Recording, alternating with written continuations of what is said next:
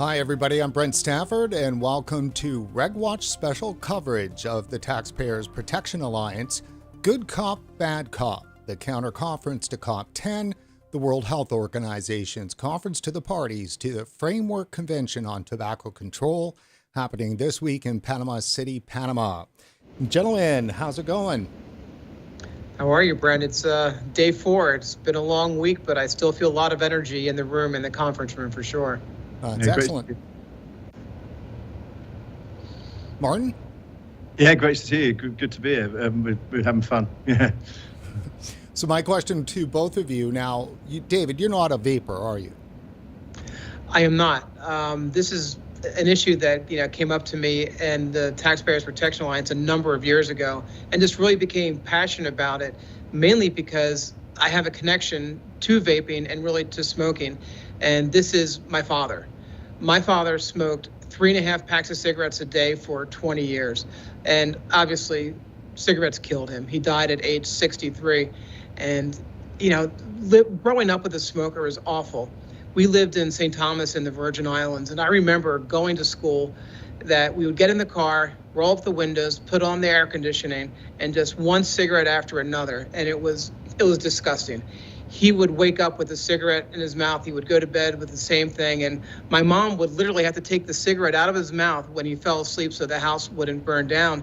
And I look at the products that are available today, and I've seen even more products from the people that have been here at the conference. The vaping, the heat not burn, the snus, the pouches, everything that's available.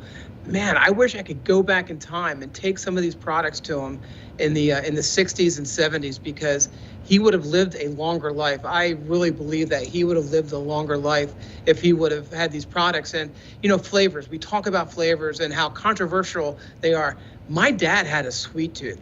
He loved the sweet, so I could see him with a vape that was watermelon, cotton candy, you name it. And listen, maybe he would do heat not burn because it had more of a feel of a cigarette to him. But again, he didn't have access to these products. So as a consumer organization, that's what I'm trying to accomplish here. Is I want to give the parents that are smoking today, the kids that are smoking today, give them an off-ramp, give them products, give them these alternatives so they can stop smoking and they can live longer lives and have healthier lives. So it's a very personal thing to me. And obviously, when the World Health Organization spends $400 million of taxpayer money from the United States, it's a professional issue also, but mostly it's personal.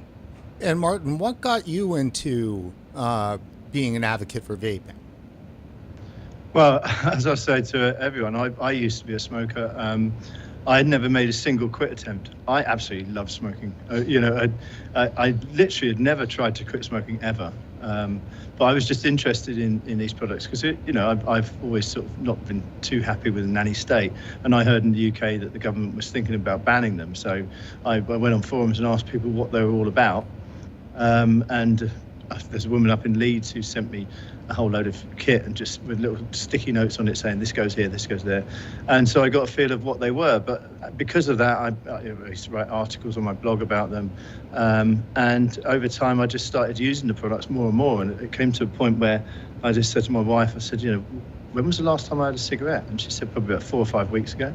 So I kind of almost forgot to smoke. So, I'd never, ever actually tried to quit smoking, but it just happened accidentally, really. And that's a concept that we hear quite a lot. There's a lot of people like me who just tried it on a whim and accidentally quit smoking. And there's been studies about it and everything. And it's a very powerful tool to help people quit.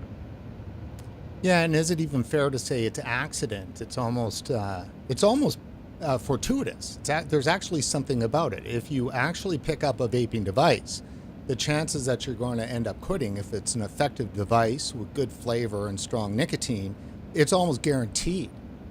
There is actually scientific research, quite a few articles of items of research where they've taken people who had no intention of quitting and they just tried them with vaping products, others with other products, and they found that a lot of people were using vaping actually carried on being quit after 12 weeks or 3 months or whatever, and what was significant was they were more powerful than NRT, and it was the very fact that the subjects themselves, none of them wanted to quit. They just wanted to test out how they used them, and they've found byproduct of research was lots of them actually quit smoking. So yeah, it's something that you don't need to. Before it was always, I used to say to people who would say to me to quit, well, if you want to quit, you'll quit. I don't want to quit, so there's no point in me trying anything because I don't want to quit. And if you back then, before lower safer nicotine products came around, it was simply that. If you wanted to quit, you had to had that initial desire to quit first, because otherwise you're probably not going to be successful. Well, what's happened now, with me especially, is that I didn't want to quit. I just did so accidentally, and there's a lot of people who do that. That never happened before with patches or gum. You'd go to a clinic and you'd actively want to quit. But this is what's the power of these things, because people just go into vape shops, paying for a starter kit, and quitting all on their own. It's not costing the taxpayer a penny. Governments all over the world should be crying out for this sort of product, and yet this is the real strange thing that they're fighting it. Why are they fighting something that can help their exchequer about as much as it helps their health department? Now, think about this, Brett. I want people not to find these products accidentally, right? I want them to find them on purpose. As they walk into a convenience store and they see them front and center, that's what we're trying to accomplish here. The World Health Organization, the Food and Drug Administration in the United States, imagine, they have the power. Imagine what they could do if they promoted these products, the good that they could do across the world in promoting these products. And that's what blows my mind, is that they're missing this huge opportunity. And that, I get very frustrated when I talk about it, because I want folks, and Martin, this happened to him accidentally. Well, guess what? We have an opportunity. We have an industry that is building, that is more mature now, and we have products that are a lot better than 5 years ago or 10 years ago. And I want people to have that option. And I don't want it to happen by accident. I want it to happen on purpose. I just want to echo that about Japan, for example, with heated tobacco.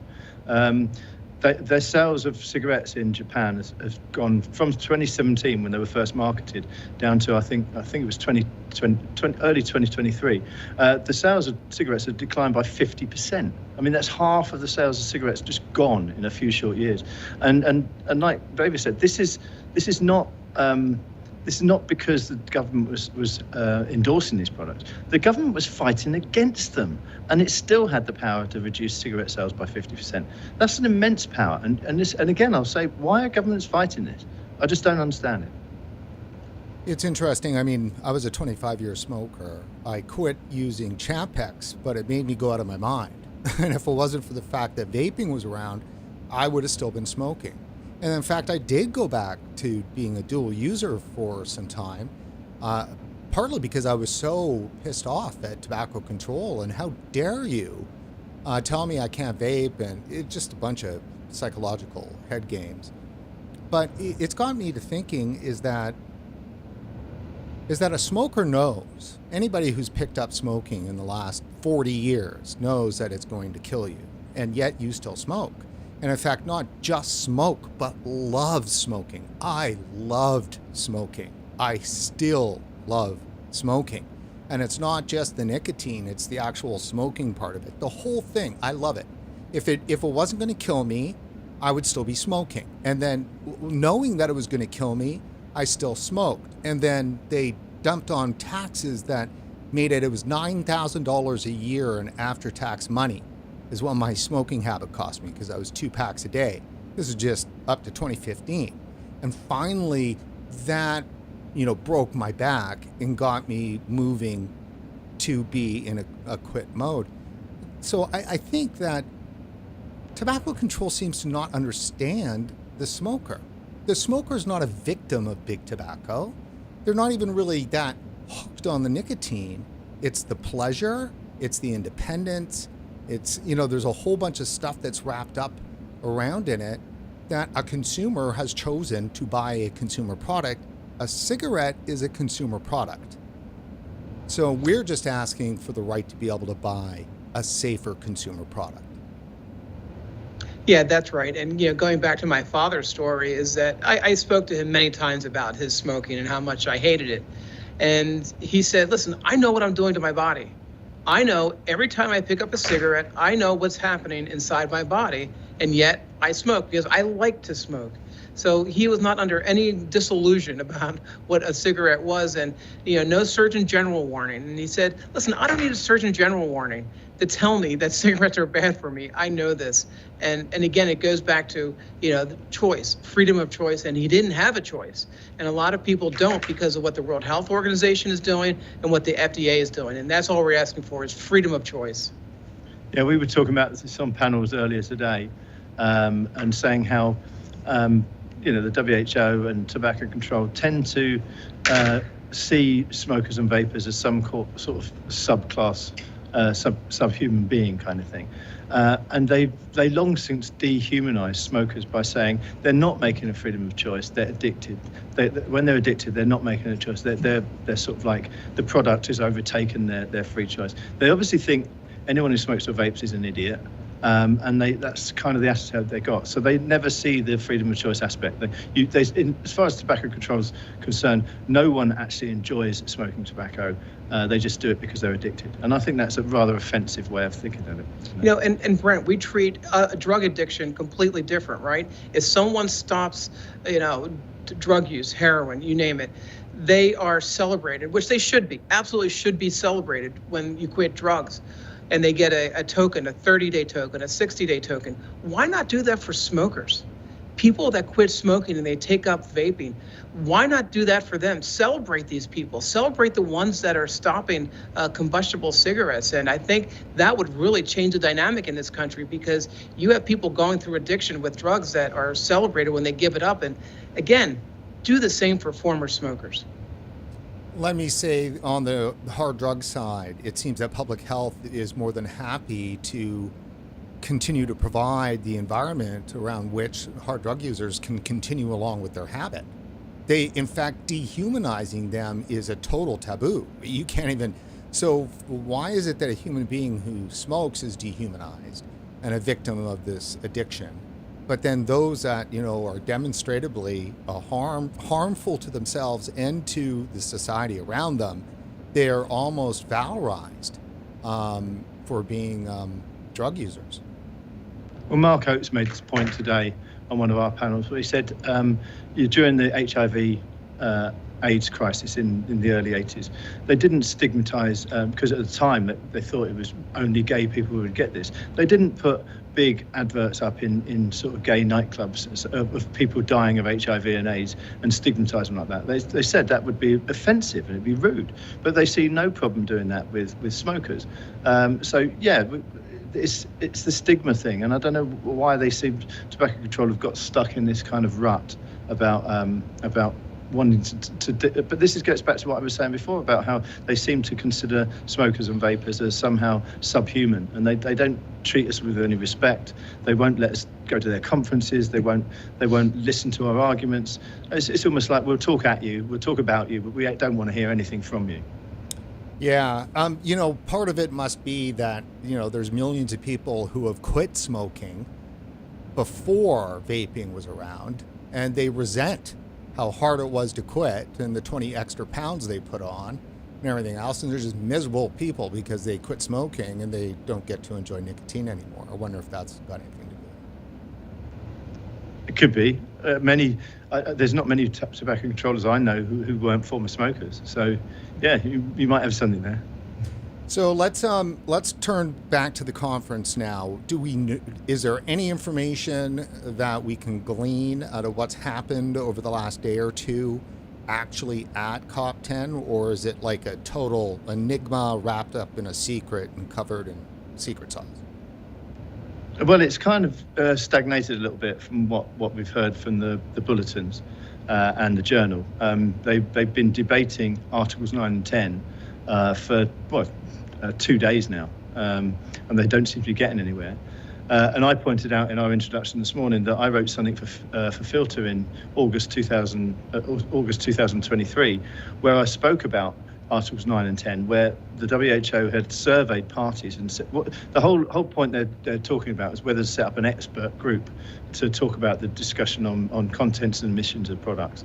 An expert group is appointed by the WHO. They can appoint their own people. They can control what science is looked at and what have you.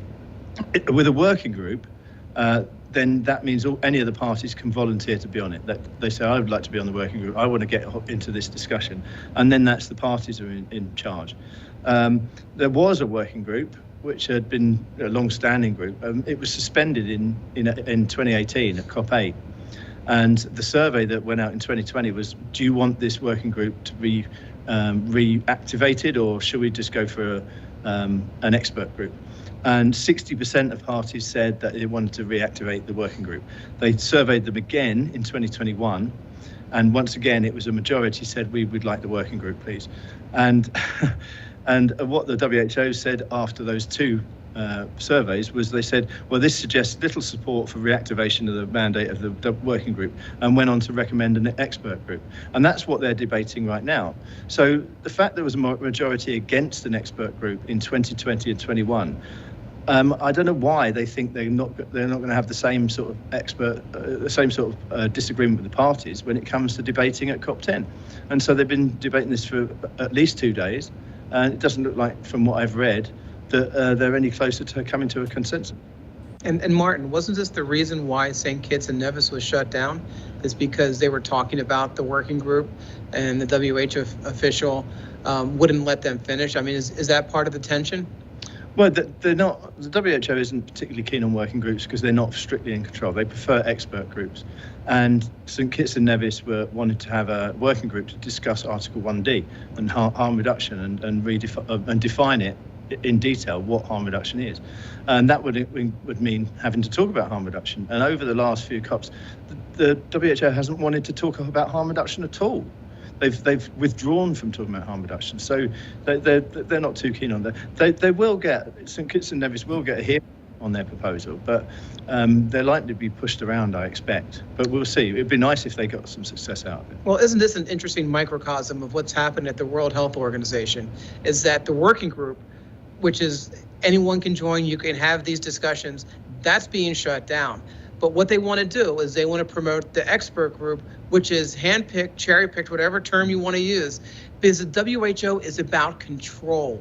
They don't want input. They don't want discussion. They want to control the discussion. So I think looking at the working versus expert group is a really great microcosm of who the WHO is and what's happening this week. And to be clear here, the working group, that would just be members, delegates from countries. We're not talking about consumers or other people. We're talking about they're trying to control even the countries that are inside the treaty. Yeah, the parties can apply to be on the working group. And as they're the bosses, it's not much the Secretariat can do to say no. Because they're the admin. The Convention Secretariat is just the office people. The bosses are the parties. So if a national government says, I'd like us to be on that working group, we want to discuss this, then they have to let them on. Whereas with an expert group, then it's chosen by the WHO and the FCTC Bureau and Secretariat. So is this the way all operations of the WHO work to some extent, with this layer of bureaucracy and control, even of the parties to particular treaties in the WHO? Well, they try. They try as much as they can, but at the end of the day, it's a conference of the parties. The parties are the decision makers. So if the parties just disagree with what's put in front of them, the parties win. That's just the way it is. The Secretariat and the Bureau can try and guide them in the direction they want, and this is why they produce reports which have got shonky science, is because they want to mislead them to make the decisions that they're happy with. But if the parties have looked up, what the science is and made their investigations, done their own research, then they should come up and say, actually, we don't accept that. We're going to make a different decision. And that's what we're all hoping they're going to do at this COP. Yeah, and Brent, I think that every day that goes by, every month, every year that goes by, we are going to have the science on our side. We are going to see more studies. We're going to hear from more consumers. This makes it so much more difficult for the World Health Organization to keep control of the delegates, because we've seen, more discussion than I think we've ever seen about tobacco harm reduction, and there hasn't been a lot. So I'm not saying there's been a lot, but there has been some discussion about this, and quite frankly, our voices are getting louder. And the WHO can, they can hear them. We had, folks visit us yesterday from, was it a campaign for tobacco-free kids? So they know that we're here. They know that we're talking about this. I wouldn't be surprised if they jumped on our live stream to see what we're talking about. But, this has never been done before. There hasn't been such a public forum to talk about this. And the WHO hates this. They hate us. We talked yesterday, I think it was yesterday, about the webinar where they mentioned TPA, that we're sinister. We're one of the sinister people. So you see that we're getting to them and we're starting to crawl inside their minds. Yeah, and they frame us, what is it, tobacco interference or something like that. And let's jump to Vaping 360. This came out yesterday, which was Jim McDonald's coverage. And of course, great people over at Vaping 360, and Jim does such a great job. I just wanted to throw this up, Martin, specifically because he's got a great list. It's the list that you know well and that we've talked about endlessly, but I just want to make sure we hammer this home that what is being at COP10, the FCTC parties will make decisions about several major topics that could affect people who vape and use other non-combustible nicotine products. Some proposals which are supported by the FCTC Secretariat include banning vaping flavors, banning open system refillable products, banning disposable vapes, banning nicotine salt e-liquid, redefining the term smoke to include smoke-free vapor, regulating and taxing all nicotine products as harshly as cigarettes. Does Jim have that about right there, big guy? Yeah, he's got it right. They were all mentioned in reports reports drawn up to give to the parties prior to COP10. There were suggestions on all of those as possible policies. Now that's being discussed in a discussion which is on the agenda to talk about novel and emerging products. And the discussion is around the science behind novel and emerging products. And so the science that was given to the parties is wrong. I mean, none of those should be done, especially redefining smoke. I mean, they say that you can call vapor smoke because it is a visible vapor which comes from a thermally driven reaction. Well, as Roberto Sussman said earlier in the week here, he said, well, that means there's no smoke-free kitchens anywhere in the world because every time you cook, you're producing a visible vapor by using a thermally driven reaction. So you're smoking while you're cooking. I mean, it's absurd. It really is, but this is what they're trying to put this in front of the parties because at the end of the day they want to equalise all the restrictions and treatment of vaping products and safer nicotine products. They want to equalise it with combustible tobacco, so they can apply smoking bans, they can apply tobacco display bans, plain packaging, high taxation, all of it on safer nicotine products. That's what they're aiming to do, and that's why they're concocting the science to try and mislead parties at the convention. So do we know when? Like, I mean, there's just today and tomorrow left, right? Or is there some operational stuff happening on Saturday? We're not broadcasting on Saturday, but do we know when they're actually going to be discussing these particular provisions? No, all we know is that they would discuss it. The Journal yesterday morning said that they would be discussing that, and today the Journal said they're still discussing it. So they're still having those discussions with the parties. I don't know if there's a draft decision being put to them or it's just a discussion, but that's on the agenda and what they're talking about yesterday and today. So, okay, so say they decided to do one of any of those or all of them, right? Do all parties that are parties to this treaty, do they all have to agree? And like, do they actually vote, or is it majority vote? How does that work to get to the point where it's past whatever body this is? There is a facility to vote, but it's never been used. The idea, because it's an international treaty, they're meant to come to consensus, something that every country agrees with, because otherwise the treaty kind of falls flat. Because if say you have a vote and it says 60% say yes, 40% say no, then those 40% are going to go back to their country and say, we voted no, we don't agree with this, we're going to ignore it. The idea is they reach consensus. So then if you go back and you don't implement the policy that they decide, then they can put pressure on you. Say, but you were at the meeting, you were there, you achieved consensus. You can't say you don't want it now. And that's where the political pressure would come in. So, there's no voting. They have to achieve consensus. But that often means that they have to water things down because they can't get consensus. And a lot of those things are so absurd. How are they going to get 190 countries to reach a consensus on something so radical. So, I think they'll struggle to get those things through. But we'll see. I mean, like I said, I don't even know if there's a draft decision been made, because they can discuss it and then they can someone might put together a draft decision that they can all agree on. But it's not good. I don't think it's going to be this quick at the moment, especially with a rescheduled COP, that it's going to happen, all of that in one go at this COP. So let me take us on to another topic. It's the same topic. I'm going to dive into this, and then when we come out, we are going to start diving into some of the clips that we've got prepared for tonight's show. Lots of stuff happening today. But Martin, this is going to be a surprise for you. I did brief David on this briefly, but on Monday in Canada, the NDP, which is the New Democratic Party, never trust a political party that uses Democrat in their name. That's just something everybody should know right off the bat.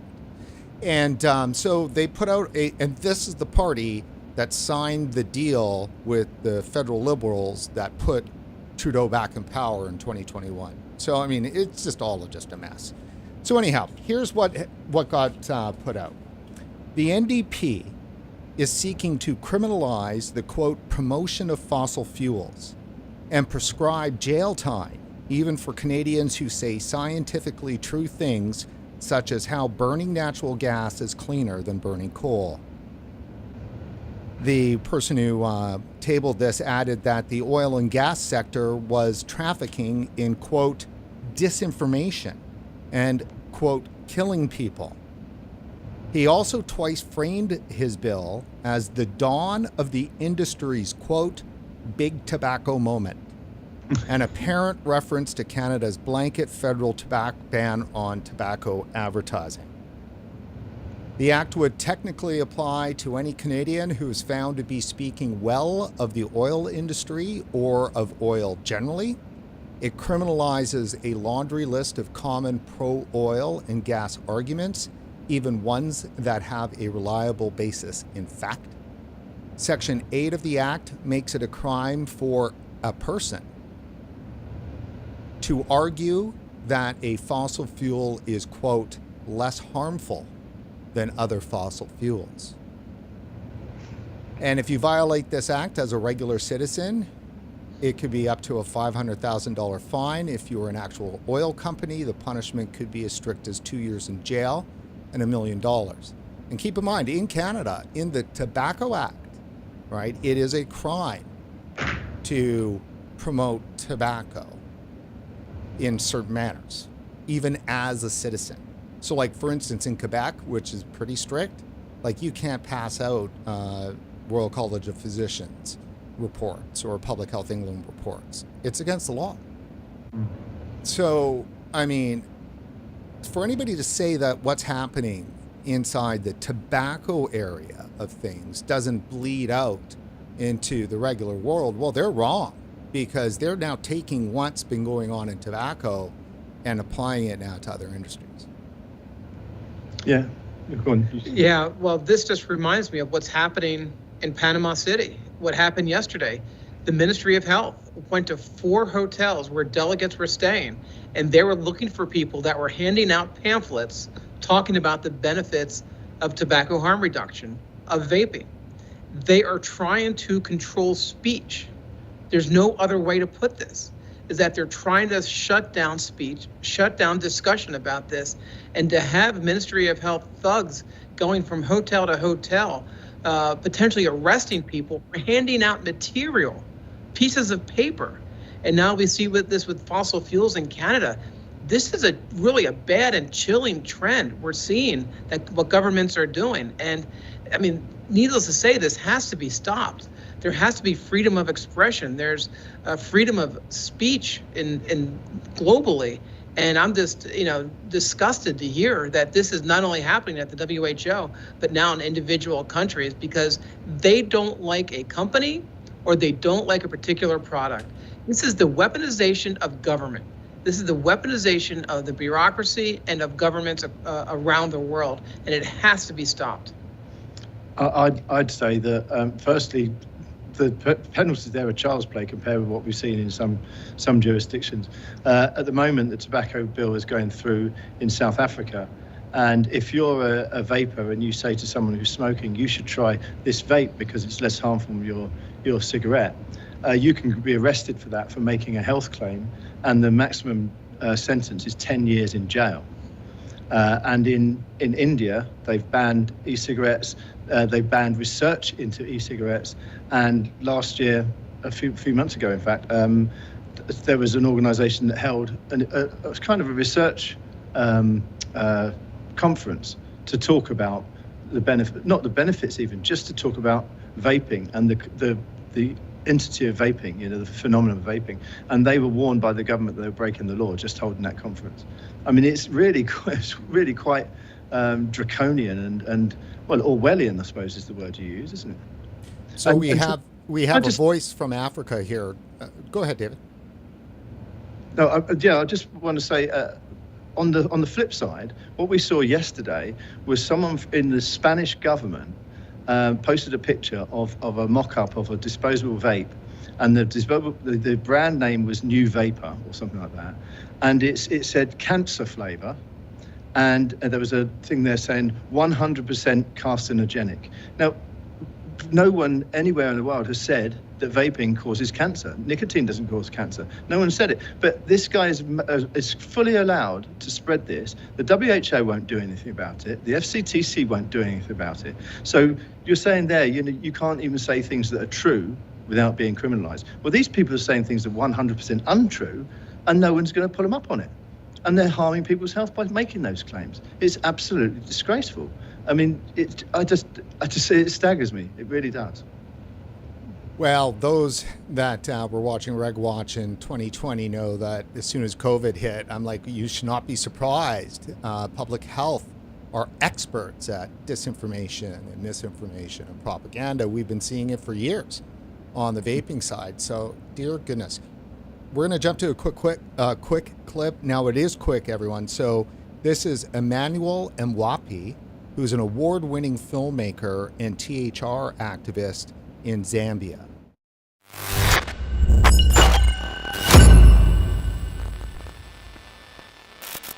So you mentioned the authorities that be. One of those authorities is the global authority, yes, the World Health Organization. Now, that coming up later this year is what's called COP10. COP10, yeah, the Conference of the Parties.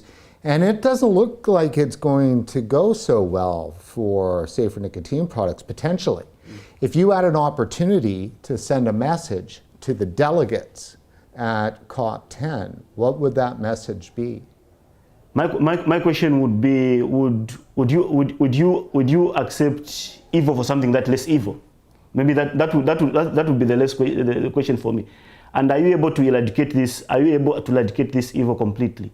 If you are unable to eradicate it, then it's high time for you to reflect on getting something that is more safer for people to use than allowing something that is not safe for people to consume. I think that would be the best message. I think the best message is for people to critically look at these things and to be more realistic with the approach on tobacco.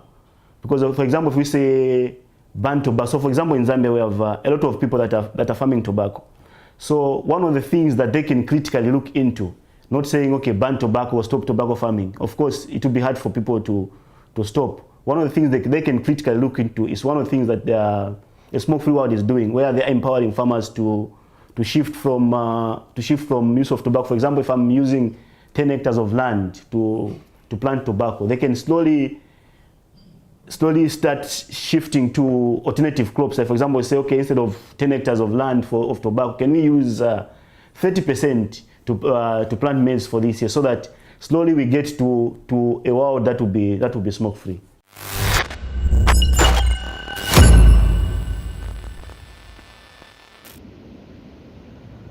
Gentlemen? I didn't quite understand what he was getting at, but I mean, it did come up in one of our panels to say that, if you want to move to a smoke-free world and not upset a load of farmers who obviously that's their not career, but it's their livelihood, and they've got land invested and money invested in these things. Well, you can't just tell them you've got to stop making tobacco. You've got to give them something else. And Mark Oates said, well, why not in India just say all these farmers, well, why don't you produce tobacco for snus? And that way you'd be, and then encourage people to use snus rather than smoking. That's one way you can do it. But you can't just say to people, look, you've got a farm, you've got to stop doing it and go and make saffron or something. And I'm not making that up. That was a real research conclusion that came about a few years ago. They said they should just stop making tobacco because saffron's worth a lot more money and they'd earn more profits. I mean, complete misunderstanding of supply and demand. But, you can't just order them not to do that when it's their livelihood. And again, we're talking about COP and talking to people and having discussions. We had Brazilian farmers turn up at the start of the week, and the FCTC refused to let them in to have a discussion. Well, you can't just talk about their livelihoods and their farms and their property without allowing them to actually have a discussion with you and explain how it's going to affect them. But the WHO seems to think it can do that.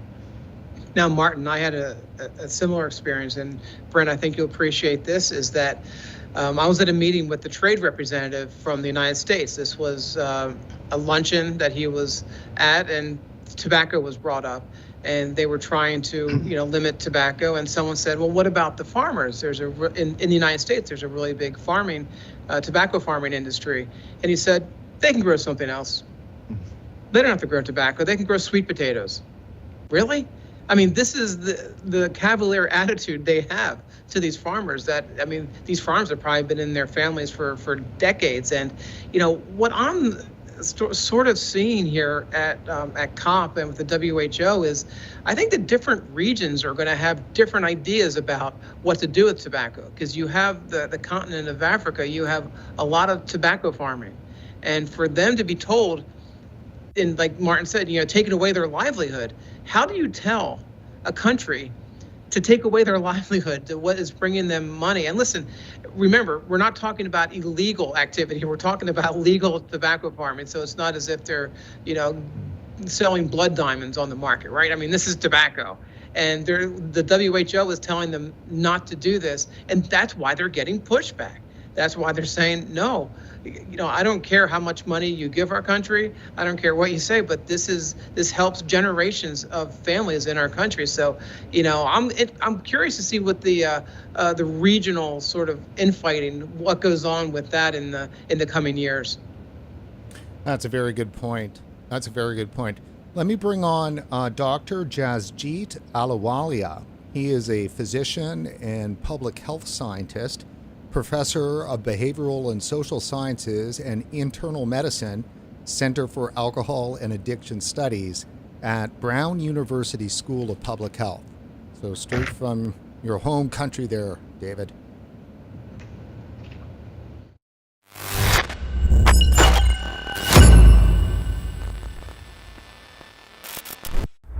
Coming up later this year, the WHO's FCTC conference, COP10, is about to happen, the Conference of the Parties. If you had an opportunity to get a message to the delegates, what would that message be?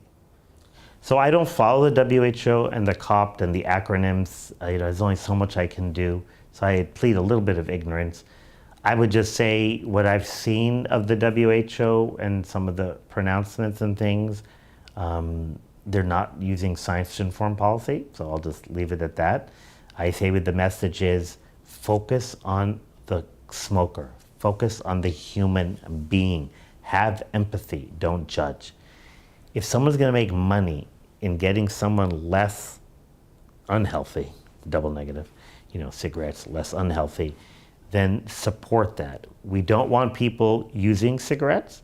I prefer and I support people not starting to use nicotine. I don't want my kids vaping or using pouches or anything, but if they do, they do. I mean, I don't want kids smoking pot, using opioids, fentanyl. There are a lot of things I don't want, but they happen. So I think is that, be balanced. The world is gray. Let's stop the black and white stuff. And lastly, here at GFN, why is an event like this important? Well, this is my first time at GFN, so it's a little bit of an eye-opener for me. It's very different. There are very few academics there, and obviously this is not a scientific conference per se, like Society of Research on Nicotine, with sort of clinical trials and abstracts and poster sessions.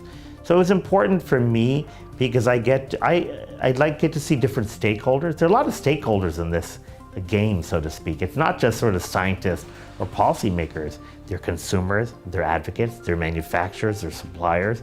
There's a lot of things. You can't just sort of shut down anything just because you want to. There are economic and other ramifications. So I think, like the whole COVID thing, when we shut down schools and shut down businesses, it was a disaster for low-income people.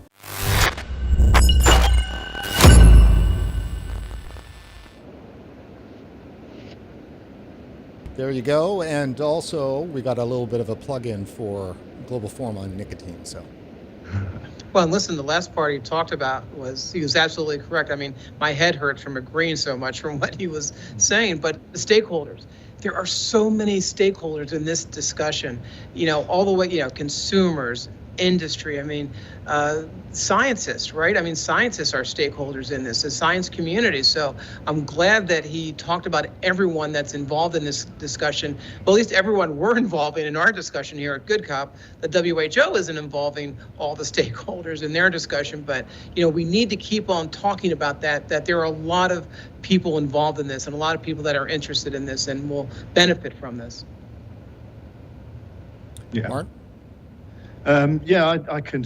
When you talk about scientists, I agree. There is science. There is science. There is not your science and my science. There is one science. And unfortunately, the WHO seems to think that it can cherry pick what science it wants to choose and apply, decisions and policy based on the science that they've chosen to like. It's not like that. And as David said, there are many stakeholders, and they should be listening to them. They won't let consumers in. They won't let scientists with a different viewpoint in. And science is the art of disagreeing with one another. That's what science is. When they say in drugs, in drugs harm reduction, they say nothing about us without us. There's no point trying to talk about us and how you can help our health if you don't actually talk to us and understand what our motivations are and what our problems are. And the WHO at the moment doesn't want to do that, but they're going to have to at some point, because how can you come up with decent policy and enduring policy if you're not going to talk to all the stakeholders and assess what's good, what's bad, and what's best for the world. That is the World Health Organization. What's best for the world's economy and health, not just health, but economy and well-being and whatever else. Yeah, and Brent, I would lose my job if I didn't say that taxpayers are also a shareholder in this discussion when we talk about the World Health Organization. So I have to put a plug in for taxpayers. Oh, no, absolutely, for sure. Oh, I mean, taxes are like the fundamental tool for tobacco control that they wield against people, human beings. And quite frankly, here's the deal. Like where I was trying to get at before was that there's a lot of us, millions of us, that have proven that we will not quit. We will not quit but for a tool like vaping, that we all of a sudden are quitting in the millions. But before that tool, we would take the health risk, the health actual killing, dying from it. We would take the total stigmatization from society, and we'd even pay for it in exorbitant excise taxes and so forth, and continue to smoke.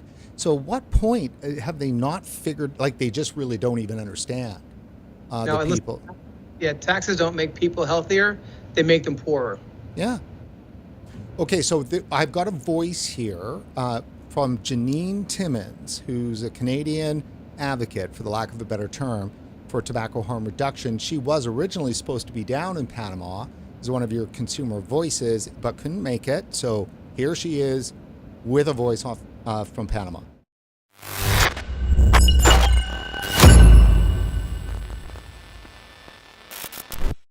Would you say that the World Health Organization has had an undue effect, maybe a negative effect on the vaping debate, or not?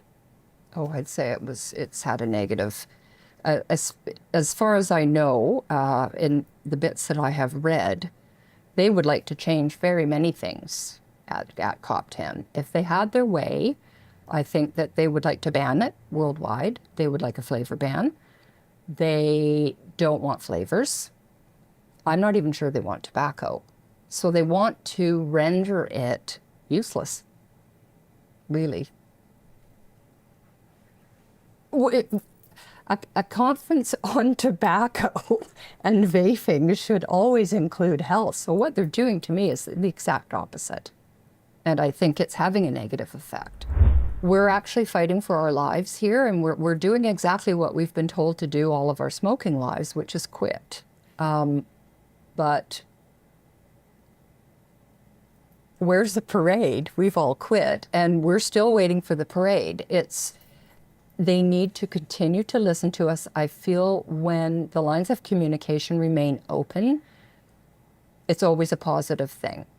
To close us off would be an enormous mistake. And if they're truly concerned about 5% smoking rates in 2035, they need to continue to listen to the consumers. We are the voice.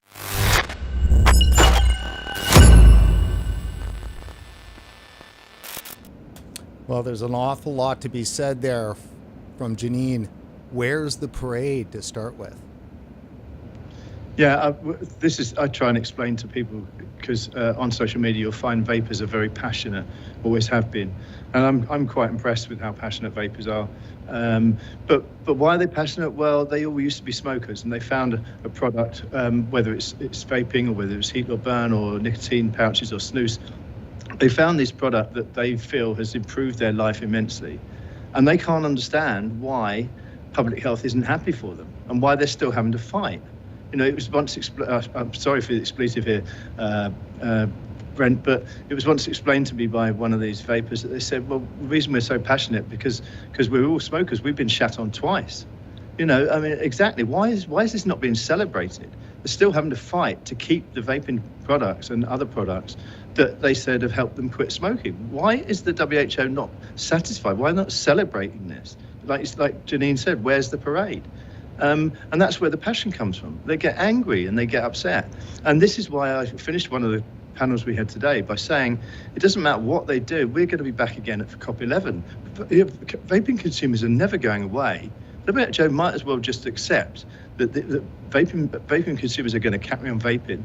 No matter what you do, they will go for black markets if you close them down. But worse still, some of them might go back to smoking. And they're still going to be in your face. So the best thing they could have done, the WHO could have done when vaping products came around, was embrace them and think these are really useful. We could expedite people quitting smoking faster, but they didn't. And that's why vapers are so passionate. That's why Janine's so passionate and why she's doing it. Because she's she just wants to be left alone with her vapes. She's happy with it. And where's the parade? Exactly. Why are they not celebrating? Why are they trying to destroy these products? And again, but then going back to what we said earlier, but if you consider vapers and smokers as subhuman beings, and you just want to order them about, and you don't value their personalities or them as people, then you would just boss them around, and you'd probably enjoy it. Yeah, the most difficult thing about COP11 is probably limiting the number of people to come to Good Cop. Because I think we're going to have a lot more advocates in the next 2 years when it comes to this, and obviously the folks that we've already dealt with. And again, so many things I find fascinating, and people are celebrated for changing their diet, right? It's going from an unhealthy diet to a healthy diet. We embrace that, we celebrate it, which we should. Yet, the World Health Organization doesn't embrace tobacco harm reduction. And this is not about zero risk. There's risk in everything that you do, everything that you eat. But if you are changing your lifestyle and you are doing something that science has proven that is better for you, that is less harmful, that should be celebrated and embraced, and everyone should have a parade. Couldn't agree more. All right, gentlemen, so I think we have one live interview lined up with Will Godfrey. Is that correct? Yeah. It is, yeah. Okay, so let's jump to our little Be Right Back slate and do the chair's dance. We'll be right back in a moment, everyone.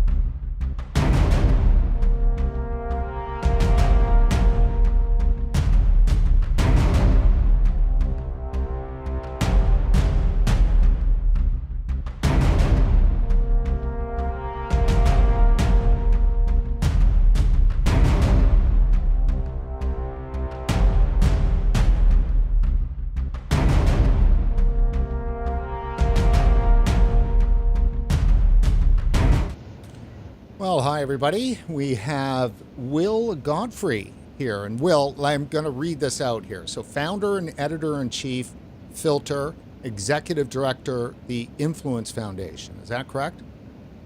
Yes, the Influence Foundation being the non-profit that operates the publication. Tell us about Filter.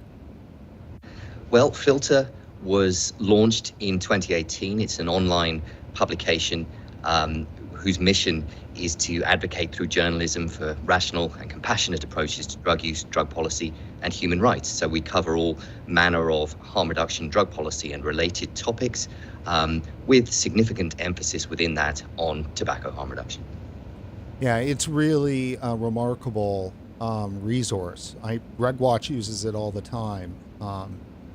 What was the reason why this was created? Like, what was the impetus? Well, I think there was a need for it because these subjects are routinely covered by other media, not all, extremely badly. Just disastrously badly. And to come at these subjects from an evidence-based but also humane perspective is unfortunately quite rare in the media. And so we felt that these subjects are extremely important in terms of public health, in terms of human rights, and we wanted to try and do it better. And we felt that there was a need and an audience for this type of publication, and 5-6 years later, hopefully we were right. So do you think WHO and the folks at COP10 know about Filter? I would hope so. We've honored them with enough mentions in our time. I'm not going to tell you anything about the World Health Organization that you haven't heard from other delegates here in Panama. But the fact that they are an appalling source of misinformation and harmful policy generation on the world's biggest cause of preventable death is nothing short of scandalous. And I think it's really important that some of us are here in Panama to oppose that agenda and to make it clear that hopefully to the WHO that they are being scrutinized. Is it a David and Goliath situation? I think in some senses, yes, they are sort of powerful and established interests, very well funded, that support vape restrictions and prohibition and restrictions on other tobacco harm reduction products. On the other hand, I don't know if I would quite call our side a David when it's more than 100 million people around the world. Really important people, the people who have actually made the switch to safer products, who are the living examples of the life-changing impact, life-preserving impact of those products. And despite the restrictions, despite the hostile climate for tobacco harm reduction all over the world, their numbers have continued to swell. And that's what gives me hope. I think their numbers will continue to swell, and they will be heard, even if they're not being heard at COP10. How do you keep at it? Because it's got to be tough. I drink a lot of coffee, and I also, I care about it. You can't do this sort of work without being passionate about it, and you can't learn about the issues we cover and tobacco harm reduction in particular as well, without becoming quite angry about it, about the injustices that are being perpetrated against people, often really vulnerable people, people who deserve better from their so-called leaders.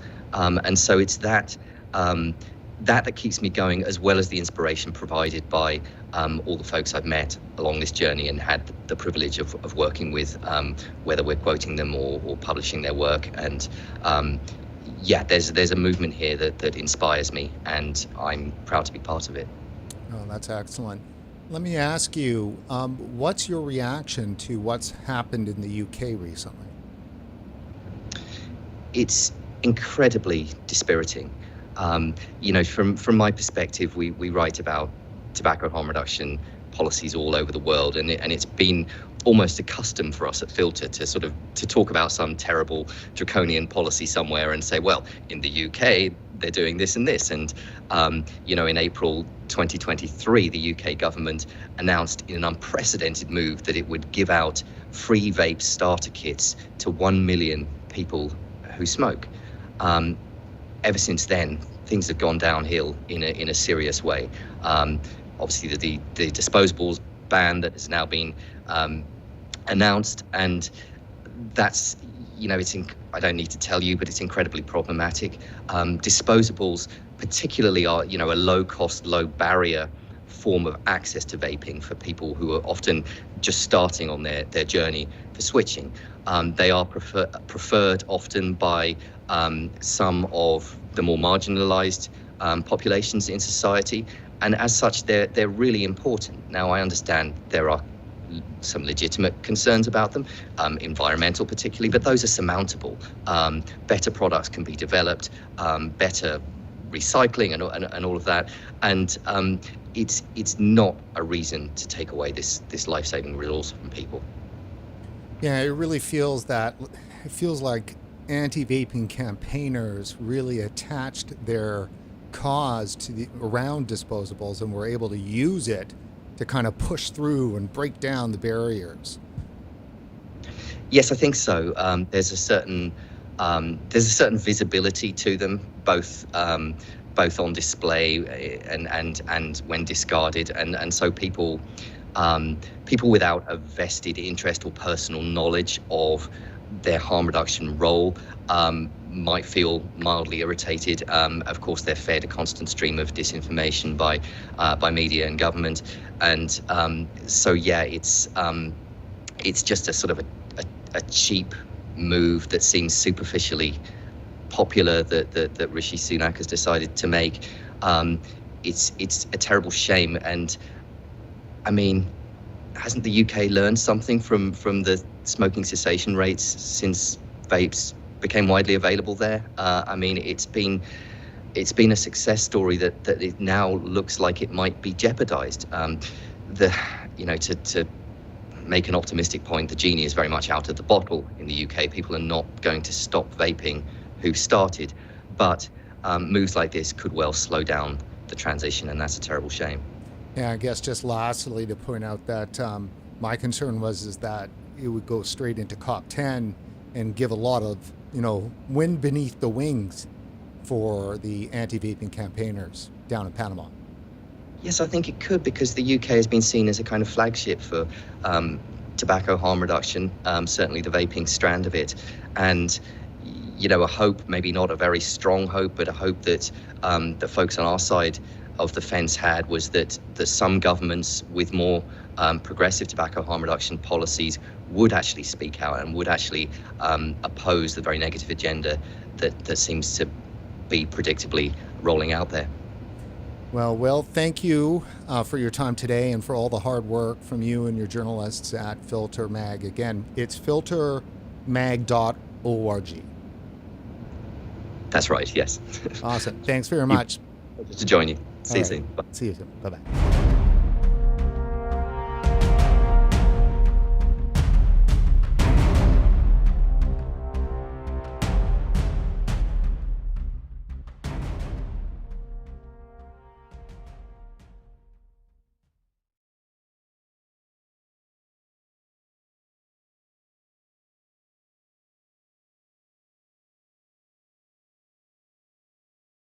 All right, gentlemen. Good to see you back. Some nice chair dancing there. Okay, so we're coming up to the end of day 4. We'll throw all that energy into the last day. Did you guys get the pitchforks and torches I FedExed down there? Yes, they arrived in my room yesterday. We're getting ready. We're getting ready. So is there any last, are you guys planning anything, secret last protest, something outside the building or anything like that?